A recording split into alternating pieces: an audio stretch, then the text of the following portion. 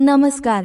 मिथुन राशीच्या आयुष्यात असा एक टप्पा येतो जेव्हा सगळं असूनही मन अस्वस्थ असतं. हसत बोलत जगणारा मिथुन राशीचा माणूस आतून मात्र सतत विचारांच्या वावटळीत अडकलेला असतो.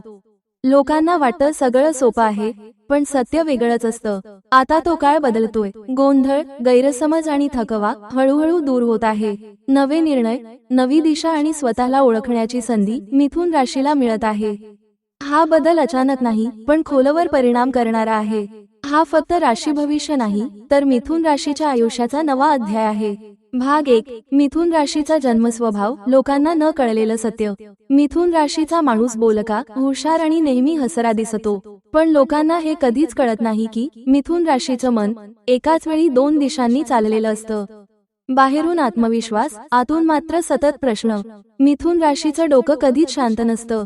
विचार, कल्पना, भीती, स्वप्न सगळं एकाच वेळी चालू असतं. लोक त्यांना कन्फ्यूज म्हणतात, पण सत्य हे आहे की ते जास्त समजून घेणारे असतात. त्यांचा सगळ्यात मोठा त्रास म्हणजे मला कोणी पूर्णपणे समजून घेत नाही, आणि हाच त्रास आयुष्यभर त्यांचा पाठलाग करतो. भाग 2. मिथुन राशीचं मन, सतत चाललेली आतली लढाई. मिथुन राशीचं मन म्हणजे युद्धभूमी. एक आवाज म्हणतो धाडस कर, दुसरा आवाज म्हणतो थांब, विचार कर. या दोन टोकांमध्ये मिथुन राशी अडकते. निर्णय उशिरा होतात, संधी निघून जातात आणि मग स्वतःलाच दोष. ते लोकांसाठी सगळं करतात, पण स्वतःसाठी थांबत नाहीत. मन थकलं तरी ते मान्य करत नाहीत. भाग 3. नातेसंबंधात मिथुन राशीला होणारा त्रास. मिथुन राशीचा माणूस नातेसंबंधात खूप जिव्हाळ्याने जोडला जातो, पण त्याचं मन सतत बदलणाऱ्या विचारांमुळे गोंधळलेलं असतं. ती प्रेम करतो मनापासून, पण त्या प्रेमाला योग्य शब्द सापडत नाहीत. एकीकडे भावना व्यक्त करायच्या असतात, तर दुसरीकडे भीती असते, मी जास्त बोललो तर समोरचा मला समजून घेईल का. मिथुन राशीचा सर्वात मोठा त्रास म्हणजे भावनिक अस्थिरता. कधी खूप जवळीक वाटते, तर कधी अचानक दूर व्हावंसं वाटतं. हे मुद्दाम केलं जात नाही, पण समोरच्याला ते गोंधळात टाकतं. त्यामुळे नात्यात गैरसमज निर्माण होतात. मिथुन राशीला संवाद खूप महत्त्वाचा वाटतो, पण जेव्हा समोरचा ऐकत नाही तेव्हा ते गप्प बसतात. आतून दुखावले जातात, पण दाखवत नाहीत. हळूहळू त्यांना वाटू लागतं की त्यांचं प्रेम हलकं घेतलं जातंय. नातेसंबंधात मिथुन राशीला सगळ्यात जास्त त्रास होतो तो समजून न घेतल्या जाण्याचा. ते सगळ्यांसाठी बदलायला तयार असतात, पण कोणी त्यांच्यासाठी थांबत नाही, आणि हाच त्रास त्यांच्या मनात खोलवर जखम करून जातो. भाग 4. करिअर आणि पैसा. चढ उतारांचा प्रवास. मिथुन राशीकडे बुद्धिमत्ता भरपूर असते, पण एकाच गोष्टीत टिकून राहणं कठीण जातं. त्यामुळे काम बदल, फील्ड बदल, मन बदल, पैसा येतो पण टिकत नाही, कारण निर्णय भावनेवर घेतले जातात. लोक म्हणतात, तू इतका हुशार असूनही स्थिर का नाहीस. भाग 5. लोक मिथुन राशीला चुकीचं का समजतात. लोकांना वाटतं मिथुन सिरियस नाही, विश्वासू नाही, स्थिर नाही, पण सत्य हे आहे की मिथुन राशी जास्त प्रामाणिक असते. ते खोटं नाटक करू शकत नाहीत, आणि त्यामुळेच लोकांना ते दोन तोंडाचे वाटतात. भाग 6. मिथुन राशीचा संघर्ष.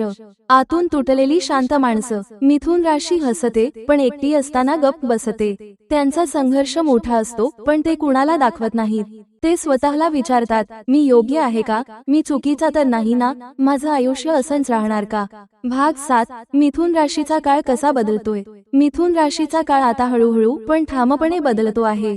आतापर्यंत मिथुन राशीचे लोक सतत गोंधळ, दुहेरी विचार आणि इतरांच्या अपेक्षांमध्ये अडकलेले होते. काय योग्य, काय अयोग्य यामध्ये निर्णय घ्यायला उशीर झाला, आणि अनेक संधी निसटल्या. पण आता हा काळ संपत चालला आहे. येणारा टप्पा मिथुन राशीला मनाची स्पष्टता देणारा आहे. जे लोक फक्त बोलण्यापुरते जवळ होते ते दूर जातील, आणि जे खरे आहेत तेच आयुष्यात टिकतील. यामुळे सुरुवातीला एकटेपण जाणवेल, पण हाच एकटेपणा पुढे सामर्थ्य बनेल. करिअर आणि आर्थिक बाबतीत स्थैर्य येऊ लागेल.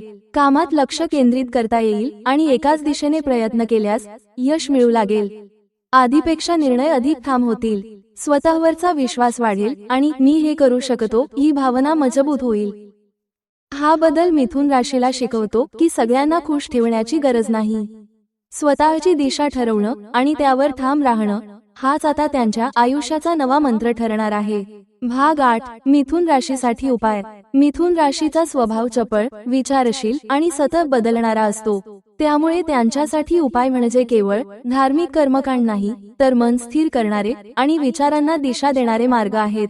सर्वात महत्त्वाचा उपाय म्हणजे एका वेळी एकच गोष्ट करण्याची सवय लावणे. अनेक विचार एकत्र येतात, पण त्यांना प्राधान्य देणं शिकणं आवश्यक आहे. बुध ग्रह मिथुन राशीचा स्वामी असल्याने बुधवारी हिरव्या रंगाचा वापर, हिरव्या वस्तू जवळ ठेवणं आणि शक्य असल्यास तुळशीला पाणी अर्पण करणं लाभदायक ठरतं. दररोज किमान 10 मिनिटं श्वासावर लक्ष केंद्रित करून ध्यान करणं मनातील गोंधळ कमी करतं. मिथुन राशीने बोलणं आणि लिहिणं हे स्वतःचं सामर्थ्य म्हणून वापरावं. डायरी लिहिणं, विचार मांडणं किंवा कुणाशी मनमोकळं बोलणं हेही एक प्रभावी उपाय आहे. निर्णय घेताना घाई टाळावी, किमान 24 तास विचार करूनच पुढचं पाऊल उचलावं. सर्वात महत्त्वाचा उपाय म्हणजे स्वतःवर विश्वास ठेवणं आणि सतत स्वतःवर शंका घेणं थांबवणं. जेव्हा मिथुन राशी स्वतःच्या विचारांना शांतपणे ऐकायला शिकते, तेव्हाच आयुष्यात समतोल आणि स्थैर्य येऊ लागते. भाग 9. मिथुन राशीच्या चुका, सावधानता. जास्त लोकांवर विश्वास, मनातलं न बोलणं, स्वतःची किंमत कमी समजणं, सगळं मीच करतो हा ॲटिट्यूड. भाग 10. येणारा सुवर्णकाळ, मिथुन राशीसाठी संदेश. हा काळ मिथुन राशीला सांगतो, आता स्वतःसाठी उभं राहा. जे हरवलं ते परत येणार नाही, पण जे येणार आहे ते जास्त मजबूत असेल. जर तुम्हीही मिथुन राशीचे असाल तर आजपासून भगवान श्री गणेशजींचं नाव घ्या. त्यांच्या भक्ती आणि शक्तीने तुमचं आयुष्य नक्कीच बदलणार आहे. पैसा, प्रेम, यश आणि शांती हे सगळं तुम्हाला मिळवायचं असेल तर लक्षात ठेवा, श्रद्धा हीच सर्वात मोठी शक्ती आहे. कमेंटमध्ये गणपती बाप्पा मोरया लिहायला विसरू नका. जर तुम्हाला व्हिडिओ आवडला असेल तर लाईक करा, आपल्या मित्रांना शेअर करा आणि चॅनेलला सबस्क्राईब करायला विसरू नका. धन्यवाद.